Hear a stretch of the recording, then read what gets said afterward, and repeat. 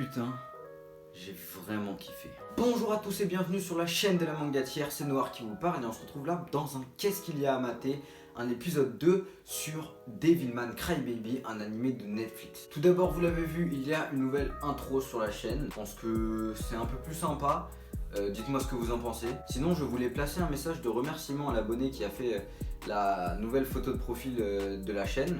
Donc merci beaucoup à toi, ça m'a fait très plaisir de ta part. Et pour ceux qui seraient intéressés par des logos ou des bannières dans ce style-là, n'hésitez pas à lui envoyer un message sur son Instagram, je le mets dans la description.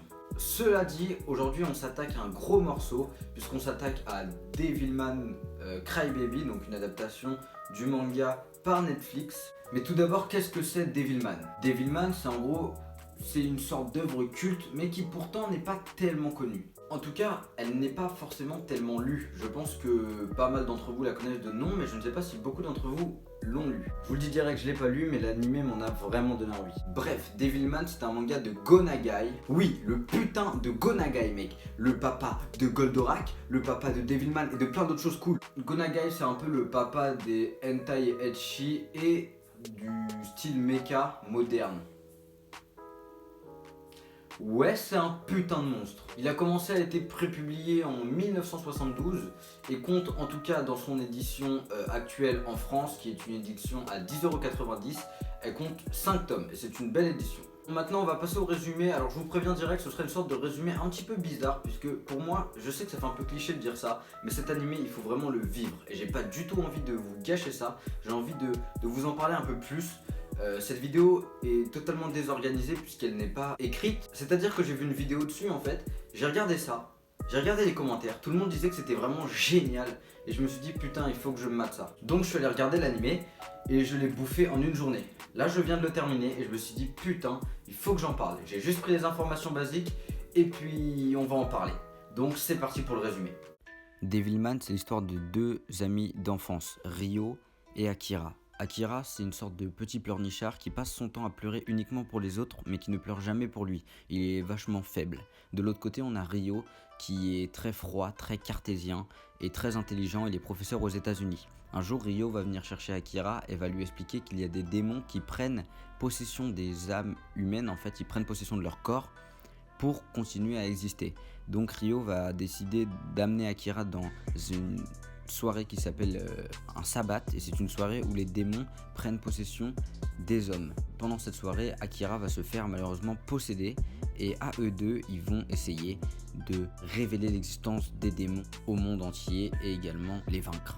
Voilà, donc vous l'avez vu, c'est un peu de la merde ce résumé, mais vous comprenez l'idée. Maintenant que vous voyez un peu mieux de quoi on parle, qu'est-ce qui m'a fait aimer Devilman? Déjà, il y a un point très positif à cet animé, c'est que, bon, comme je vous l'ai dit, j'ai pas lu le manga, mais d'après ceux qui l'ont lu et les fans de la licence, l'animé est une bonne adaptation, c'est-à-dire qu'il reprend les codes du manga, il reprend les idées principales du manga, le message, toute la volonté en fait de Go Nagai, mais il la met au goût du jour, puisque le manga date quand même de 72, donc il y a eu pas mal d'évolutions, notamment au niveau technologique et tout ça. Ça le remet au goût du jour de ce que j'ai vu, de ce que j'ai lu, et donc une bonne adaptation, ça permet déjà, alors que le manga a l'air vraiment excellent, et que c'est vraiment un manga, quand les gens l'ont lu disent putain, Devilman c'est vraiment bien, et bien maintenant avec cet animé, je pense que voilà, il a su faire honneur au manga, et ça c'est beau. Mais je vous en dirai un peu plus sur ce point une fois que j'aurai acheté les mangas.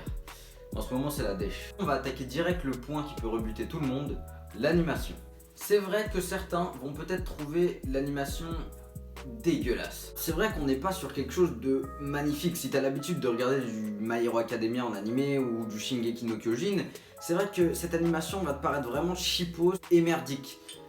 Mais c'est pas le cas. C'est un trait qui me rappelle moi personnellement l'animé Last Man, que j'ai vraiment kiffé. C'est pas du tout le même trait que t'as l'habitude de voir dans des animés justement comme Shingeki, mais c'est quand même joli. Je t'avoue que le premier épisode est un peu dur à avaler, mais une fois que t'as passé ça, t'es tranquille, tu t'habitues facilement au type d'animation. C'est un point qui peut peut-être en gêner certains, mais franchement vous allez vous y habituer, c'est vraiment cool. Et ouais, comme je disais, ça rappelle un peu Last Man pour ceux qui ont kiffé l'animé, d'ailleurs il faudrait que je fasse une vidéo dessus. Sinon, ce manga a des putains de messages. Si tu veux, c'est un peu une question sur qu'est-ce que c'est d'être humain, qu'est-ce que c'est d'être gentil, qu'est-ce que c'est d'être mauvais, qu'est-ce que c'est d'être bon, qu'est-ce que c'est de faire une action humaine, de se comporter en humain. Je me suis un peu répété parce que c'est vraiment très fouillis dans ma tête, mais putain c'est génial, il y a plein de questions et je vous avoue que c'est un animé qui va pas vous laisser de marbre. Déjà parce que le scénario est vraiment cool, bien tenu, t'as du suspense, il y a des trucs que tu comprends mais il y a des trucs que tu comprends pas ou que t'aurais pas vu comme ça, mais quand ça arrive tu fais putain.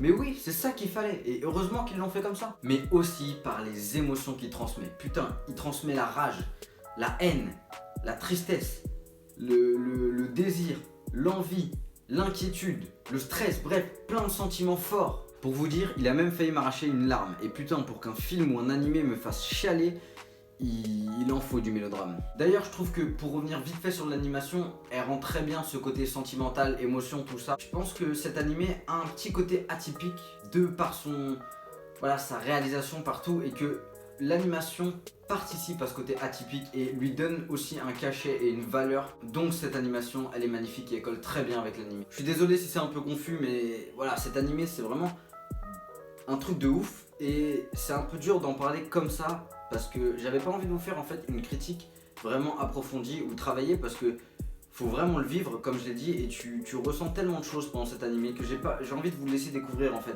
Mais il y a un vrai questionnement, les musiques sont vraiment cool aussi, les lumières au niveau de, parce que j'ai parlé de l'animation là que au niveau de dessin, au niveau graphique, au niveau du jeu de lumière, au niveau de voilà les petits côtés de réalisation si je puis dire. C'est vachement intéressant. Il y a plein de petits trucs un peu partout. Ça change au fur et à mesure de l'animé. Il y a des lumières qui deviennent de plus en plus sombres. Il y a ou alors de plus en plus lumineuses. Voilà, il y a tout un jeu de lumière, je trouve, qui est vachement cool. Mais ouais, sinon la BO déboîte. Mais elle déboîte sec. Ah oui, il y a aussi un côté très... Je peux pas m'arrêter de le regarder. Quand tu te lances dans le visionnage de Devilman, tu bouffes tout d'un coup. C'est obligé. Je sais qu'il y a des animés qui font ça et tout ça, mais celui-là, c'est vraiment un truc de malade. Et puis, c'est pas très long. Ça fait 10 épisodes de 20 minutes à peu près, sans compter l'opening et l'ending, qui sont franchement cool. Donc, c'est pas tellement long, mais vraiment, faut les regarder. Ça monte en intensité. Et je pense qu'il faut pas arrêter cet animé. Allez au moins jusqu'à l'épisode 6 ou 7. Alors, je sais, ça représente beaucoup sur un animé de 10 épisodes, mais parce que sinon, vous allez rater un truc. Et c'est vraiment triste pour vous parce que je pense que ça peut devenir un animé culte. Je pense que ça peut vraiment en plus aider à faire repartir le manga. Les œuvres ne meurent jamais. Les œuvres ne meurent jamais et ça le montre. Devilman qui est une œuvre de 72, elle en ressort comme ça avec un animé. Et merci à Netflix de travailler aussi sur l'animation japonaise puisque putain ils nous sortent des trucs comme ça et c'est ouf, ça nous fait vibrer. C'est vraiment un truc de malade cet animé. Tu vois, une œuvre de 72, elle meurt pas parce que Netflix nous ressort un truc comme ça et on fait putain c'est génial. Et moi, tu vois, qui connaissais Devilman de nom, qui avait vu quelques critiques par-ci par-là, mais qui s'était jamais dit il faut que j'achète ce truc, en tout cas, ou alors si j'ai vraiment les moyens dans longtemps. Mais là, non, je me suis dit putain, en voyant cet animé, il faut que j'achète ce truc, il faut que j'achète ce manga, il a l'air excellent. À part les sujets que j'ai évoqués avant qui sont traités, il y a aussi d'autres sujets qui sont traités comme le côté sportif et l'investissement, la place du sport en fait dans la vie, la place de la musique aussi. Dans cet animé on entend du rap japonais, c'est pas un truc qu'on entend souvent dans les animés, on entend du rap japonais et franchement c'est hyper cool. Il y a des questions aussi sur l'acceptation de soi, plein de sujets comme ça qui sont super intéressants et je vous jure que vous n'allez pas en sortir indemne. Vous allez vous poser des questions, vous allez réfléchir, essayer de trouver des réponses, vous allez peut-être chialer, vous allez peut-être crier, vous allez peut-être ressentir plein de choses, mais regardez Cry Baby s'il vous plaît. Donc voilà, je pense que ça va être la fin de cette critique, j'ai plus grand chose à dire, alors je vous avoue que c'était un peu bordélique et très farfelu. Farfelu c'est un mot que j'aime bien sortir, ça sonne un peu comme falafel. Voilà.